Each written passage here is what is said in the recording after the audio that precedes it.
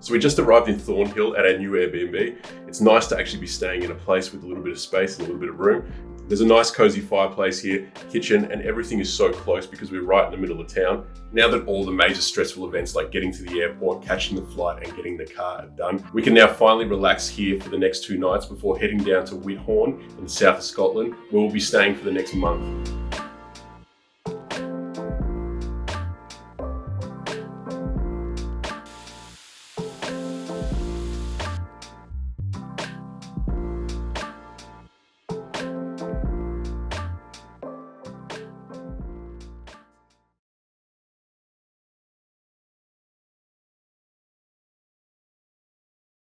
Man, Scotland is incredible. You could be driving down these main roads or these highways, and then just off to the side, you'll see these old castles. We just went to Drumlanrig Castle, which is this huge castle that was built in the late 1600s. Unfortunately, we couldn't actually go inside the castle because it was closed. You could still walk around the premises, meet some of the staff, and go into the incredible gardens. Located behind the castle are the castle gardens. There's a cafe back there and a playground with this huge slide, ropes course, and flying fox. I'm so glad we got the chance to go out and see it, even though we're a little bit tired today from all that travel. There's so many things around Scotland to do. Every time you drive down a road, there are these signs for Historic Scotland, which is an indicator for where these amazing sites are. We have seen a few on our way down to Thornhill and around Thornhill, and I'm just sad we're not staying here a little bit longer so we can explore a little bit more. But back on the road tomorrow to Whithorn, it's going to be an hour-and-a-half drive down to the south of Scotland. Can't wait to get down to Whithorn and see our new house sit. Can't wait to meet the new dog scout and to see what's around town and see some of the incredible sights down there.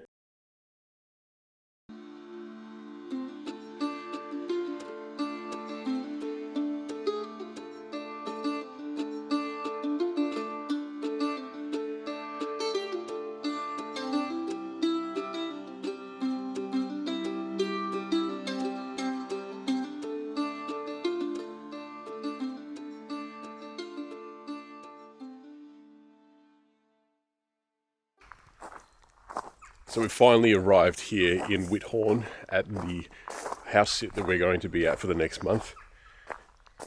It is incredible. I'm actually on the grounds right now. It's actually a farm. The house is 7 bedrooms. I don't know how many bathrooms. It's a 4-story house. I'm currently in the gardens now, which is about 100 meters from the house, behind these huge old enclosed walls. And as you can see probably behind me, it's just the most beautiful Scottish garden, and probably the most beautiful garden I've ever been in. This is just the owner's private garden. I'm currently in here for the second time, and I'm kind of still in shock. We were here earlier when we got the tour this morning before they headed off, and I just cannot believe that this is what some people have in their own houses. There is a little summer kind of room here where one of the owners comes in here to do her art, and she spends a lot of her time in the summer. And if you want to walk and wander around here, down through the other areas, there's like veggie patches, which we've actually been told we can take some of the food that grows there. So there's like tomatoes, kale, strawberries, raspberries, pretty much whatever we want. And there are bees here too, but obviously I'm not going to go put my hand into that. But there is honey at the house that they produce themselves. House sitting is amazing. I cannot believe that these are the kind of experiences you can have with it. It's more than just staying somewhere in a city for a couple of days. It is something that can take you all around the world to see places like this. You know, we're 2.5 hours south of Glasgow, and we're getting a really authentic Scottish experience.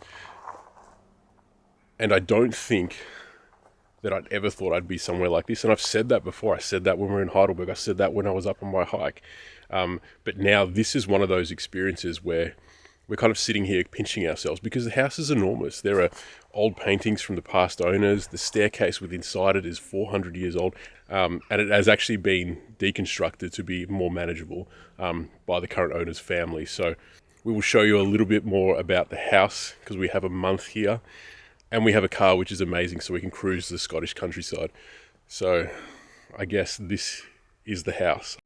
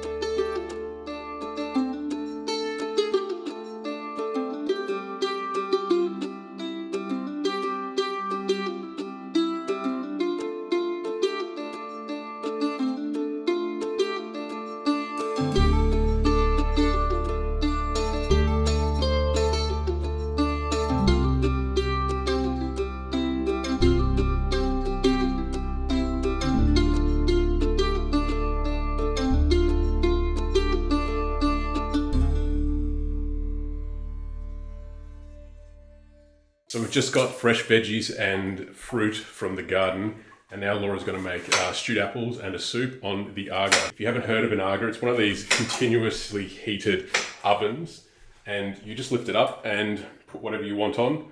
There's no turning off. You just close it and it's ready to go whenever you like. Plus it heats up virtually the entire kitchen and lounge room area in this place. It's amazing. It has different settings, so you've got like extremely hot and then like a little bit cooler, plus 2 different ovens, or 3 different ovens, one that's about 220, and then like a warming section. I've never seen one of these before. Well, we've never seen one of these before. I don't know, it's just like the most amazing thing ever. We've been using it for the last 2 days, and we've still got another 28 or so days of using it. So it's going to be very interesting to see the things we can cook, especially what we're getting from outside in the garden.